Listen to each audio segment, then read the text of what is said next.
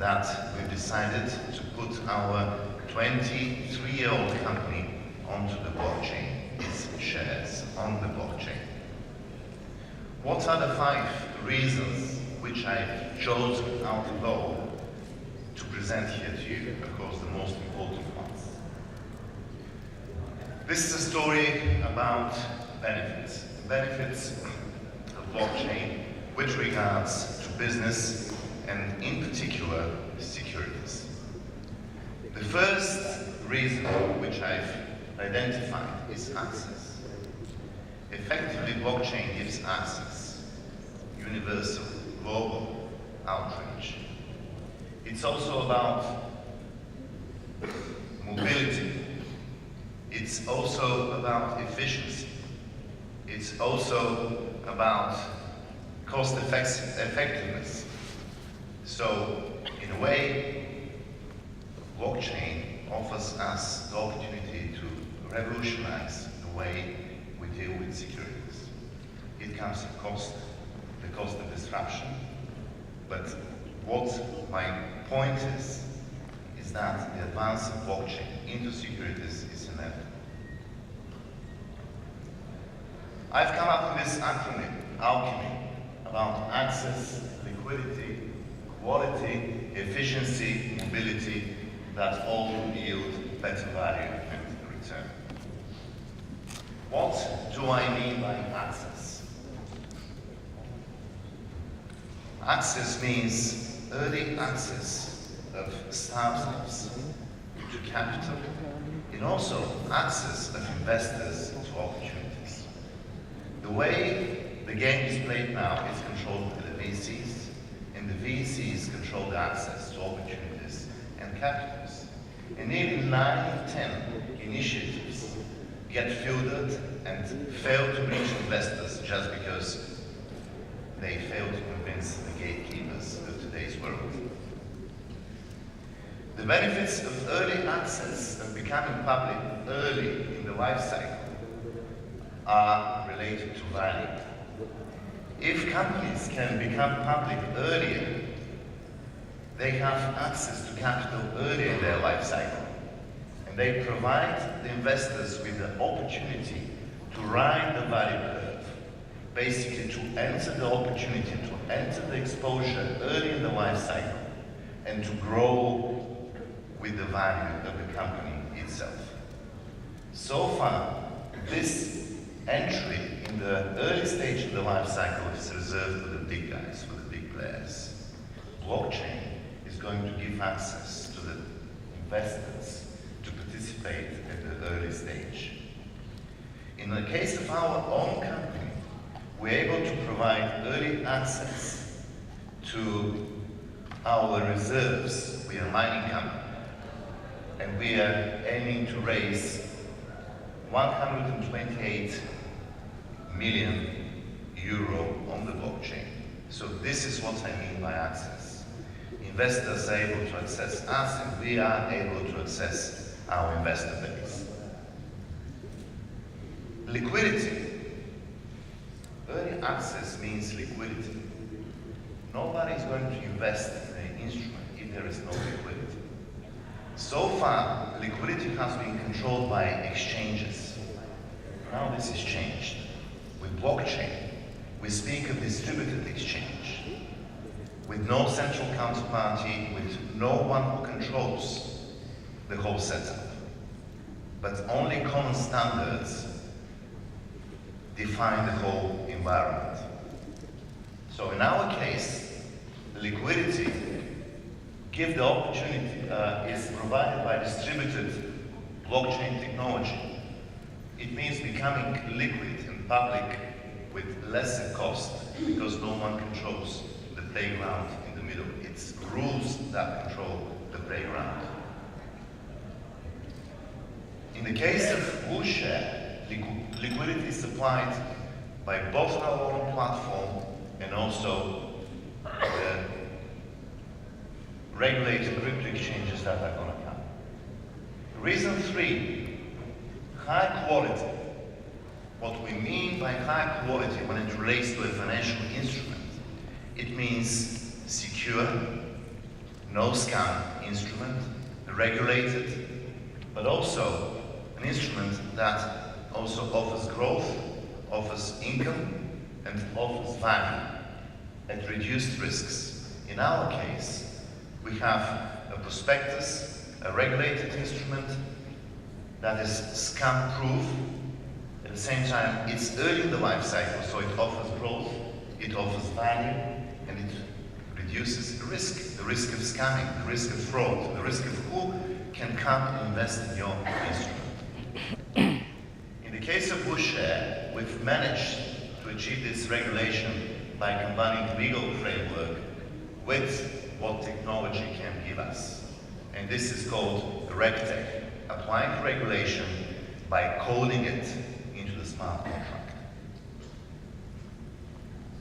The issues resolved are many, and we've gone through many issues. I've listed some of them that relate to compliance, tax, legal, corporate finance, and financial market infrastructure.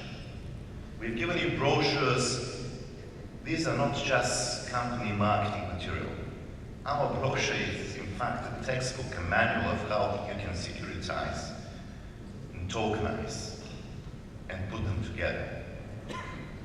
Go through the brochure and you'll see the many steps and things we've put together to come up with a security token. Security token is not just a token, it's a regulated, legally binding instrument.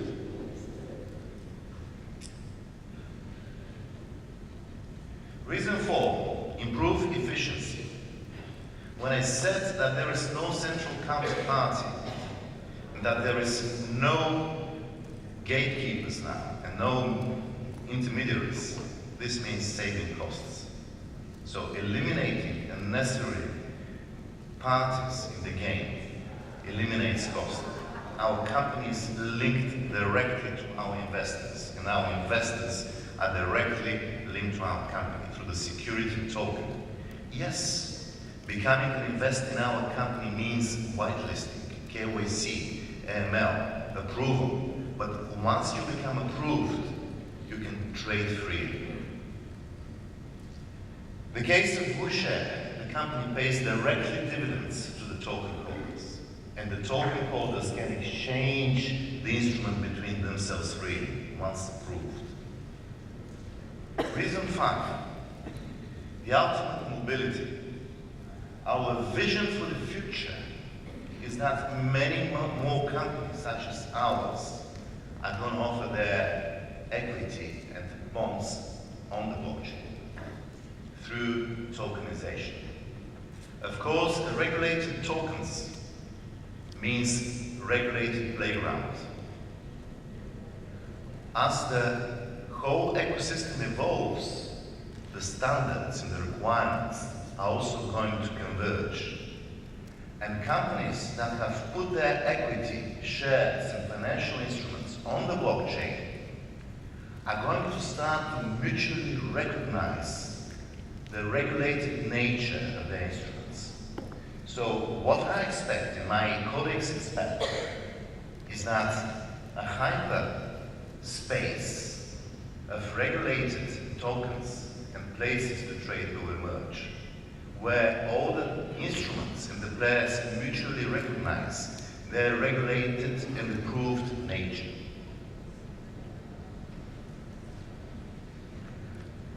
In our case, we achieve this through our own platform. We try to reach our immediate objectives, to have our token traded, but also we do this with vision, how to make our platform fit in the bigger picture in the future, so that it becomes compatible with the many other platforms that are going to emerge out there to form this huge, hyper-regulated space.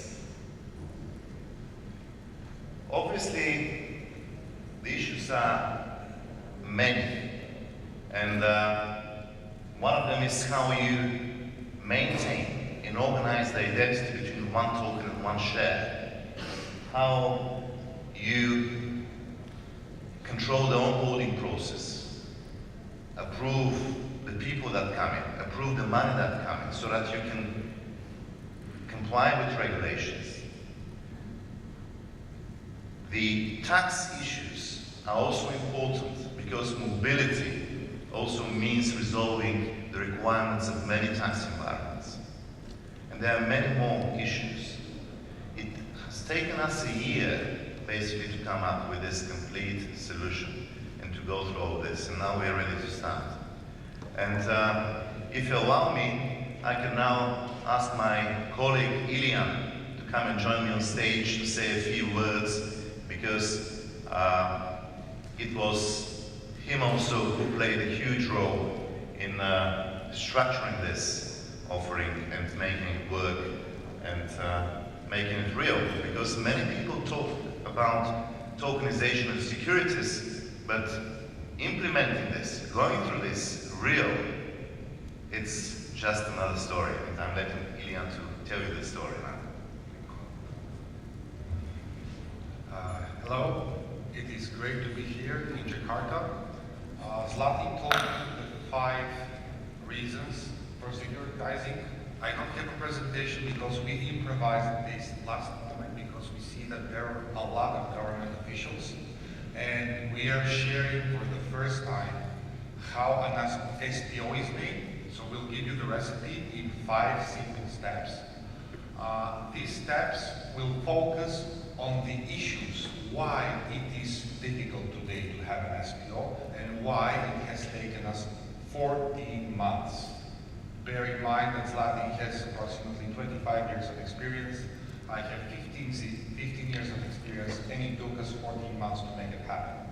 So, first, you need a crypto-friendly jurisdiction. In Europe, such jurisdiction is Switzerland, when they even accept your company capital to be deposited in crypto. They accept a prospectus to be filed for crypto. Similar is in Malta and Estonia. So you need a crypto-friendly jurisdiction. It is crucial. If you want to develop security tokens here in Indonesia, you need to be friendly towards such instruments. A security token is an asset-backed token, but an asset-backed token is not necessarily a security token. Security token means that it is regulated by the existing securities regulation. For instance, in China, ICOs are banned because usually they are 100% scheme. STOs are allowed as soon as they comply with the existing securities law. So this is number 1. Number 2, you need to write a prospectus that is compliant with the regulation from point 1. It has to be detailed and disclose all the facts.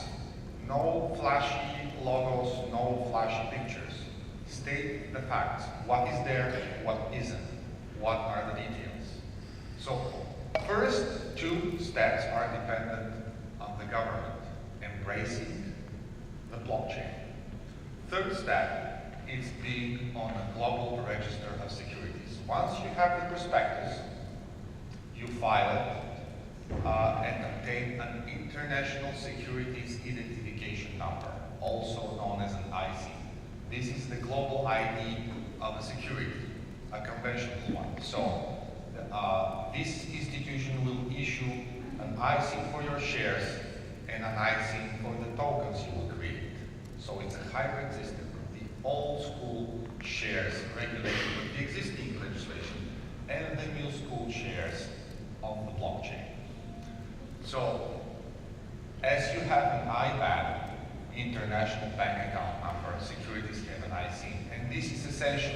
If someone tells you I have a security token, but I don't have a prospectus, and I don't have an IC, then he's not offering you a security token. He is offering you an asset-backed token, which is a totally different animal. Then we go to the bottlenecks in the private sector. In order to link the security, old school, with a token, you need to deposit the securities in a depository institution, in a custodian institution. They will be holding them in favor of the tokens issued. 90% of the depository institutions are privately held.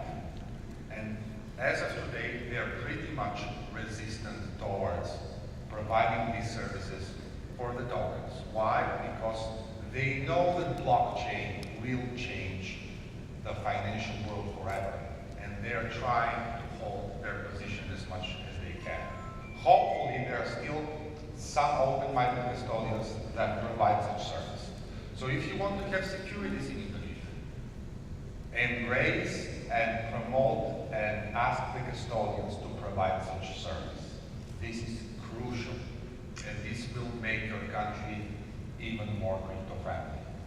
Last but not least, once you have done everything, you need a bank account, because these security tokens are for investors. So investors buy the tokens, money comes in. So you need also to endorse the banks not to resist opening accounts for companies that are raising money through security tokens. This is a normal way to raise money as the conventional shares. So you need to flow in and out easily without any limitations.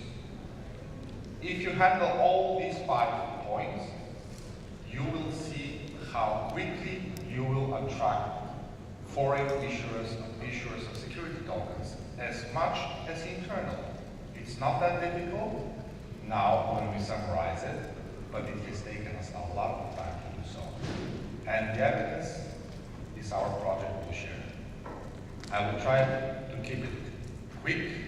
Thank you very much for your time, and I hope it was useful.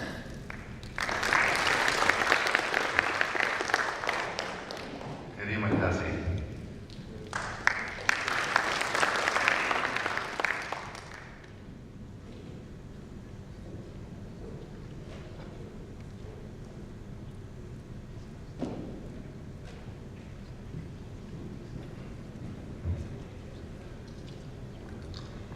Thank you, Dr. Zlatin, and also Mr. Ilian, for explaining why tokenization shall prevail. I would like now to call upon our next presenter, Mr.